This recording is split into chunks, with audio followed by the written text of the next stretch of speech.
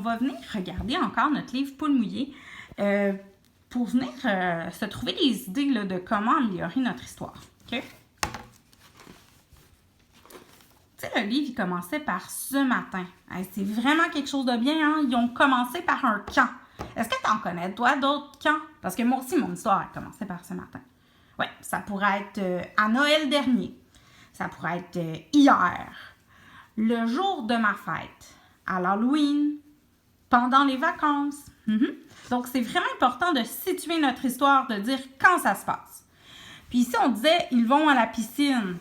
Moi, je disais, ben, je me suis réveillée. Fait que là, tu pouvais comprendre que ça se passait dans ma chambre au début, puis que j'étais chez moi. Mais c'est important aussi de dire où ça se passe et quand ça se passe. On commence par ça.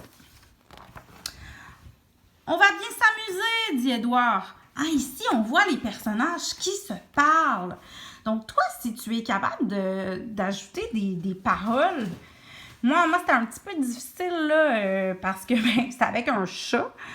Mais oui, des fois, les personnages, ils peuvent se parler. Puis là, ça, je te l'ai montré tantôt, hein, quand j'avais mis mon gros burk. Des fois, on veut mettre de l'emphase sur un détail, fait qu'on va écrire le mot en gros. Bon, d'habitude, hein, on te dit les majuscules, c'est au début de la phrase, puis c'est pour les noms propres. Mais des fois, ça peut être un style d'auteur aussi quand on écrit une histoire. Mais là, pas écrire tout en majuscule, mais juste un mot, des fois, ça peut rentrer dans ton style d'auteur. Et plouf!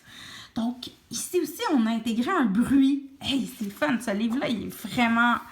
Moi, c'est un de mes livres préférés pour enseigner l'écriture. Il y a plein de beaux détails. Donc, hein, des bruits. Et hop! Donc, encore un autre bruit. Ah non!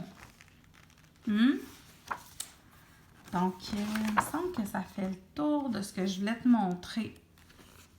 Puis là, ici, on l'appelle papounet. Au lieu de dire tout le temps papa, on peut changer.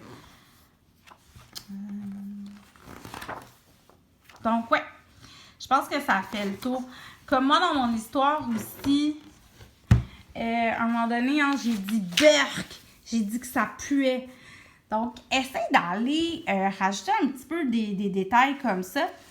Puis, quelque chose qu'il n'y avait peut-être pas dans le livre, mais des fois, on parle de nos émotions, de comment on se sent. Et là, tu n'es pas obligé de dire « je me sens heureux ». Mais tu peux le montrer de d'autres façons. Par exemple, des fois, je saute de joie, je dis « youpi, youpi ». Ou montrer que tu as peur, ben... on pense à Madame Pacifique, avec Jessica, comment on voyait que la personne avait des émotions. Donc, pense un petit peu à ça. Essaie d'ajouter des détails à ton histoire. Puis, on se revoit dans une autre vidéo.